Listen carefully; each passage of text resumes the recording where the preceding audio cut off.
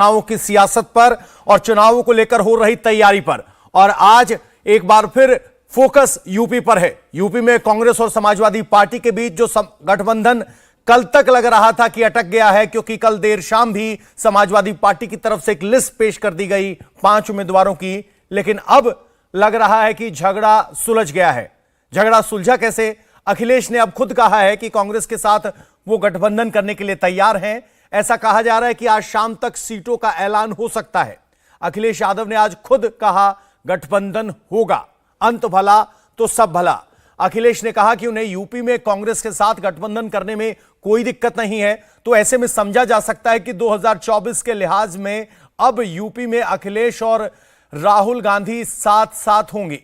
कितनी सीटें कांग्रेस को मिलेंगी, समाजवादी पार्टी यूपी में कितनी सीटें देती है, यह सबसे बड़ा सवाल है। लेकिन आपको सबसे पहले अखिलेश यादव का वो बयान सुनवा देते हैं जिसमें उन्होंने कहा होगा, जरूर होगा।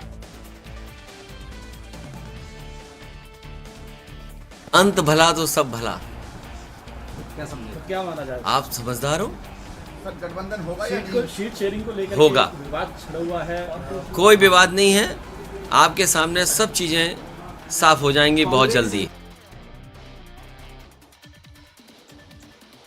तो देखा आपने किस तरीके से अक्सर पहेलियों में जवाब देते हैं अखिलेश यादव, लेकिन अब की बार मुस्कुराहट के साथ कहा अंत भला तो सब भला। तो क्या ये गठबंधन की बातचीत का अंत हो चुका है और सब भला के तौर पर दोनों के बीच अब सहमति बन गई है? और दूसरी बात ये, जब पत्रकारों की तरफ से स्पष्ट पूछा गया आप बताइए गठबंधन होगा कि नहीं होगा, तो अखिलेश यादव की तरफ से कहा गया होगा, जरूर होगा। तो सवाल यह है कि कितनी सीटों पर अखिलेश यादव को, तो कितनी सीटों पर होगा, कितनी सीटों पर नहीं होगा, यह सब बड़ा सवाल है। जिस यूपी में कांग्रेस और एसपी के बीच अब तक झगड़ा चल रहा था, ऐसा लगता है वो अब खत्म हो गया है। अखिलेश यादव और कांग्रेस, उनके बीच बातचीत बन गई है। लेकिन बड़ी पहेली यह है कि यह बातचीत बनी कैसे, किन शर्तों पर बनी है, और कौन कौन सी सीटों पर अखिलेश यादव और कौन कौन सी सीटों पर राहुल गांधी या कहीं कांग्रेस पार्टी लड़ती हुई नजर आएगी। आपको जरा बता दें कि कल जो सीटें डिक्लेयर की थी 5, उसमें एक सीट थी बनारस। बनारस वो सीट है जहां से कांग्रेस के मौजूदा प्रदेश अध्यक्ष अजय राय 2019 में मोदी के खिलाफ चुनाव लड़ चुके हैं, दूसरे नंबर पर रहे थे, जहां उनकी अच्छी खासी वोट, लगभग 2.25 लाख वोट मिले थे। ऐसे में दावा कांग्रेस का बनता था, लेकिन लिस्ट में अखिलेश यादव ने वो सीट डिक्लेयर कर दी और वो डिक्लेयर की एक पटेल उम्मीदवार के लिए। संदेश वहां भी था कि पूर्वांचल में अनुप्रिया पटेल भले ही नरेंद्र मोदी के साथ हो, लेकिन हमारे पास पटेलों के नेता हैं। मेरी सहयोगी विजय लक्ष्मी हमारे साथ जुड़ गई हैं। विजय, हम आपसे समझना चाहेंगे कल देर शाम में और आज दोपहर तक ऐसा क्या हुआ कि जो लग रहा था कि गठबंधन नहीं होगा, अल्टीमेटम की बात चल रही है, वो गठबंधन सिरे चढ़ गया, और अब सिरे चढ़ा तो कैसे चढ़ा?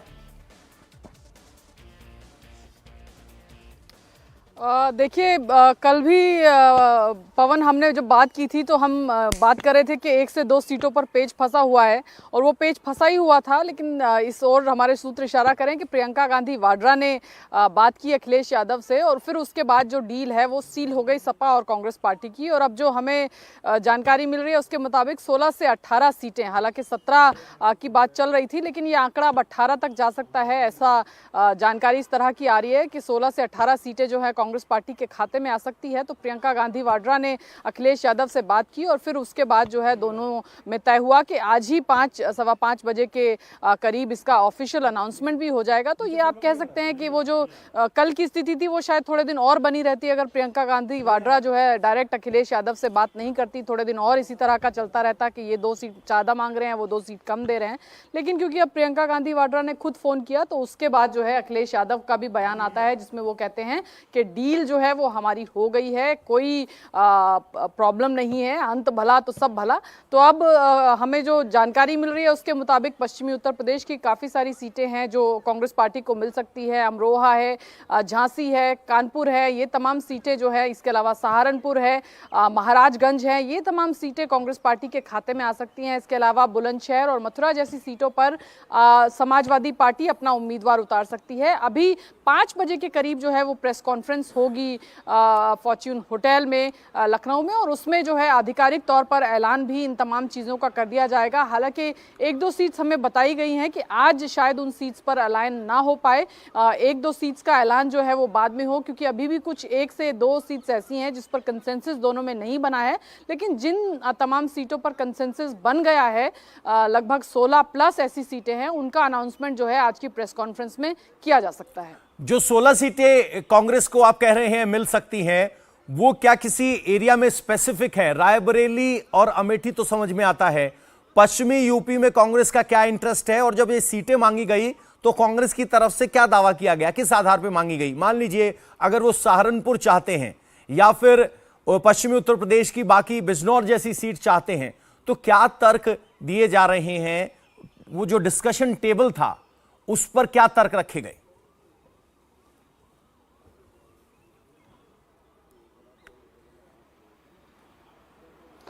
देखिए पवन, जहां तक बात है पश्चिमी उत्तर प्रदेश की या किस आधार पर कांग्रेस पार्टी ने वहां पर सीटें मांगी हैं, एक तो जहां पर मुस्लिम बहुल जो पश्चिमी उत्तर प्रदेश की कुछ सीटें हैं, क्योंकि कांग्रेस पार्टी को लगता है कि 2024 के लोकसभा चुनाव में कांग्रेस पार्टी ही नरेंद्र मोदी का विकल्प होंगी।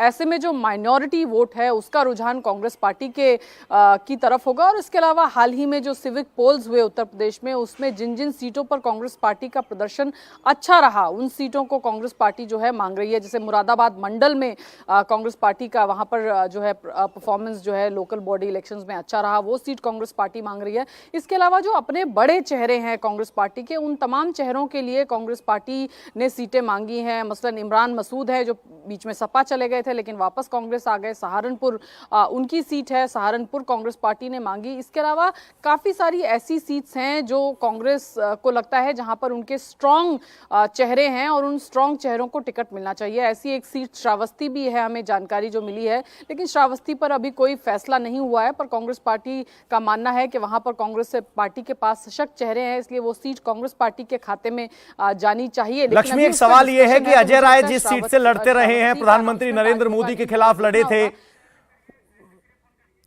तो आप देख सकते हैं विजय लक्ष्मी यहां बता रही है कि इस आधार पर यह सीटें मांगी गई हैं, लेकिन अभी भी कई पेच बाकी हैं। कई पेच कुछ इस तरीके से बाकी हैं कि यूपी कांग्रेस के जो अध्यक्ष हैं अजय राय, वो कहां से चुनाव लड़ेंगे, क्या उनके लिए भी कोई सीट देखी गई है? और अगर वो चुनाव लड़ेंगे तो पूर्वांचल की किस सीट से लड़ेंगे, क्या उनके लिए भी कोई स्कोप रखा गया है? दूसरी बात यह कि सहारनपुर से उम्मीदवार कौन होगा, क्या सीट शेयरिंग में उम्मीदवारों के नामों पर भी चर्चा हुई है? क्योंकि आपस में जब ये पूछा गया कि हम मजबूत हैं, तो कहा गया कि कहां से मजबूत है आप वो दावा कीजिए। तो समाजवादी पार्टी ने जो अभी तक एक 11 उम्मीदवारों की लिस्ट जारी की, एक 5 की, इस तरीके से 26 से ज्यादा उम्मीदवारों का ऐलान समाजवादी पार्टी कर चुकी है। आज शाम 5 बजे यह ऐलान होना है। कुल मिलाकर देखा जाए तो इस गठबंधन में यहां भूमिका प्रियंका गांधी की एक बार फिर मैच मेकर की आई है, यानी जहां टकराव हुआ वहां शांति रखने के लिए, बरकरार रखने के लिए प्रियंका गांधी सामने नजर आई। विजय, एक सवाल हमारे मन में आ रहा था, अजय राय बनारस से चुनाव लड़ते हैं, कांग्रेस के प्रदेश अध्यक्ष हैं यूपी के, उनके लिए कौन सी सीट होगी जब बनारस से समाजवादी पार्टी ने उम्मीदवार डिक्लेयर कर दिया? देखिए पवन, बनारस एक ऐसी सीट थी जो कांग्रेस पार्टी चाहती थी कि उसको मिलनी चाहिए, क्योंकि कांग्रेस का दावा था कि कांग्रेस प्रिंसिपल ऑपोजिशन पार्टी है और अगर नरेंद्र मोदी जो प्रधानमंत्री की सीट है वाराणसी, अगर वो वहां से चुनाव लड़ रहे हैं तो उनके खिलाफ कांग्रेस का ही कैंडिडेट एक नैरेटिव के लिहाज से, एक परसेप्शन बिल्डिंग के लिहाज से ऐसा दिखना चाहिए कि कांग्रेस ही वहां पर नरेंद्र मोदी जो वहां से उम्मीदवार होंगे वाराणसी से उनको टक्कर दे रही है। तो इस लिहाज से कांग्रेस पार्टी चाहती थी कि वहां पर लड़ाई कांग्रेस बनाम भारतीय जनता पार्टी हो। लेकिन कल अखिलेश यादव ने जिस तरह से समाजवादी पार्टी की जो लिस्ट आई उसमें वहां से उम्मीदवार जो है अपना डिक्लेयर कर दिया। अब आज जब प्रेस कॉन्फ्रेंस होती है शाम को, क्योंकि कांग्रेस पार्टी शुरू से इस सीट पर एक राष्ट्रीय पॉलिटिकल पार्टी होने के नाते अपनी दावेदारी ठोक रही थी। इसके अलावा जो पास्ट में जिस तरह से अजय राय का आपने जिक्र किया, उनकी परफॉर्मेंस को भी कांग्रेस पार्टी ने गिनाया कि किस तरीके से ये जो सीट है ये कांग्रेस पार्टी यहाँ पर अच्छा कर सकती है।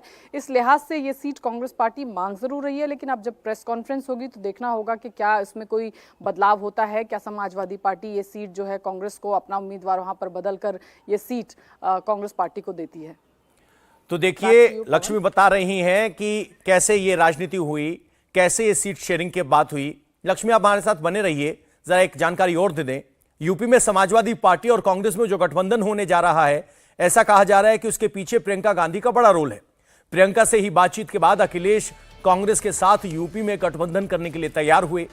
कांग्रेस को यूपी में 16 से 18 सीटें मिल सकती हैं। 1 से 2 सीटों पर अभी भी बातचीत चल रही है। यानी कुल मिलाकर प्रियंका गांधी की भूमिका एक बार फिर नजर आ रही है। आपको याद होगा यूपी के चुनाव में लड़की हूं लड़ सकती हूं के नारे के साथ प्रियंका गांधी आई थी। वो फिलहाल पार्टी में महासचिव हैं, लेकिन महासचिव विदाउट पोर्टफोलियो हैं। लेकिन अब जब बातचीत अटकी तो प्रियंका गांधी एक बार फिर बातचीत को पटरी पर लाने में अहम भूमिका निभाती हुई नजर आ रही हैं।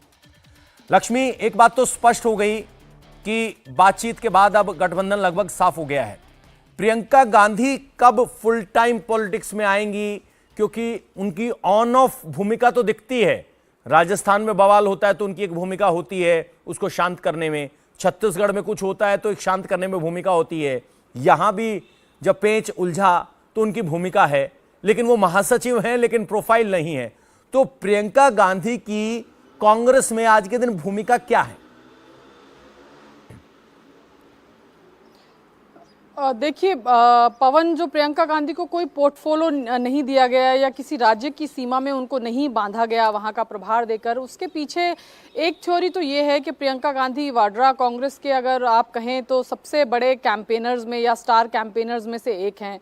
एक थ्योरी ये है कि वो पूरे देश में कैंपेन कर सकें 2024 के लोकसभा चुनाव में, क्योंकि एक राज्य का प्रभार जब प्रभारी के पास होता है तो जनरली वो प्रभारी उस राज्य तक ही सिमट के रह जाता है, उसकी जिम्मेदारियां उसी राज्य तक सीमित हो जाती है। लेकिन जब आपके पास किसी राज्य का पोर्टफोलियो नहीं है तो आप उत्तर से लेकर दक्षिण और पूर्व से लेकर पश्चिम तक कहीं भी जाकर के कैंपेनिंग कर सकते हैं। और क्योंकि प्रियंका गांधी वाड्रा का कांग्रेस पार्टी को लगता है, उनके कार्यकर्ताओं को लगता है कि मास अपील है, तो वो जब कैंपेनिंग करेंगी तो उससे पार्टी को बड़ा फायदा होगा। एक वजह ये हो सकती है कि उनको कोई पोर्टफोलियो या कोई राज्य का प्रभार नहीं दिया गया ताकि वो स्वतंत्र रहें और 2024 के लोकसभा चुनाव में स्वतंत्र तरीके से जो है कहीं भी कैंपेनिंग पार्टी के लिए कर सके। दूसरी बात, क्या वो सक्रिय राजनीति में आएंगी, क्या वो इलेक्टोरल पॉलिटिक्स में आएंगी, ये एक बड़ा सवाल है। अब क्योंकि इससे पहले राहुल गांधी और सोनिया गांधी, 2 सदस्य गांधी परिवार के जो हैं वो लोकसभा का चुनाव लड़ते आए, लेकिन अब क्योंकि प्रियंका सोनिया गांधी जो हैं वो राजस्थान से राज्यसभा की सांसद राज्यसभा पहुंच गई हैं, तो वहां पर अब एक जो है एक स्पेस है रायबरेली में, तो गांधी परिवार का एक और सदस्य जो है वो सक्रिय राजनीति में वहां से आ सकता है, लोकसभा का चुनाव लड़ सकता है। इस तरह की अटकलें जरूर है। हालांकि अभी तक प्रियंका गांधी वाड्रा की तरफ से कुछ कहा नहीं गया है कि वो रायबरेली से लड़ेंगी या नहीं लड़ेंगी, लेकिन 2024 के लोकसभा चुनाव में ये जरूर है कि प्रियंका गांधी वाड्रा रायबरेली से कांग्रेस के उम्मीदवार के तौर पर चुनावी मैदान में दिखाई दे सकती हैं। यानी उनका इलेक्टोरल डेब्यू जो है वो 2024 के लोकसभा चुनाव में हो सकता है। अब क्योंकि यहाँ पर 2 ही गांधी परिवार के लोग होंगे, क्योंकि एक ये भी रहता है कि 2-2, 3-3 लोग एक ही परिवार से अगर चुनावी दंगल में नजर आए तो उससे शायद परसेप्शन जो है वो ठीक नहीं जाता है। अब क्योंकि राज्यसभा सोनिया गांधी चली गई हैं, तो ऐसे में प्रियंका गांधी वाड्रा अगर रायबरेली से चुनाव लड़ती हैं, क्योंकि वो सीट खाली भी है, अगर चुनाव लड़ती है, लक्ष्मी, मुझे सोनिया गांधी की वो चिट्ठी याद आ रही है जिसमें कहा गया था कि किस तरीके से मैं आपके पास आई थी, आपने मुझे, मेरे परिवार को संभाला। एक इमोशनल चिट्ठी रायबरेली की जनता को लिखी गई थी। उसमें एक लास्ट लाइन बड़ी दिलचस्प थी, और उम्मीद है आगे भी मेरे परिवार के लोगों को आप संभालेंगे। तो वो जो उम्मीद है संभालेंगे, आप ग्राउंड पे हैं, नेताओं से मिलती रहती, कांग्रेस के सभी नेताओं से, हम आपसे समझना चाह रहे हैं कि गांधी परिवार से कौन लड़ेगा ये शायद नेता तय ना करें, लेकिन क्या उन्हें ग्राउंड पर इस तरह की एक्टिविटी में शामिल होने के लिए क्या कोई संकेत मिलने लगे हैं या सिर्फ अभी कयास भर हैं? देखिए, अभी तो कयास भर हैं, क्योंकि किसी तरह का कोई ऑफिशियल अनाउंसमेंट किसी ने नहीं किया। और जब से सोनिया गांधी ने फैसला किया कि वो राजस्थान जा रही हैं राज्यसभा से, तभी से इस तरह की अटकलें हैं कि अब तो वो सीट खाली हो गई, अब क्या प्रियंका गांधी वाड्रा लड़ेंगी, क्योंकि वही सबसे सटीक उम्मीदवार कांग्रेस को लगता है कि वहाँ से होंगी। लेकिन जब तक औपचारिक ऐलान नहीं हो जाता तब तक आप कह नहीं सकते।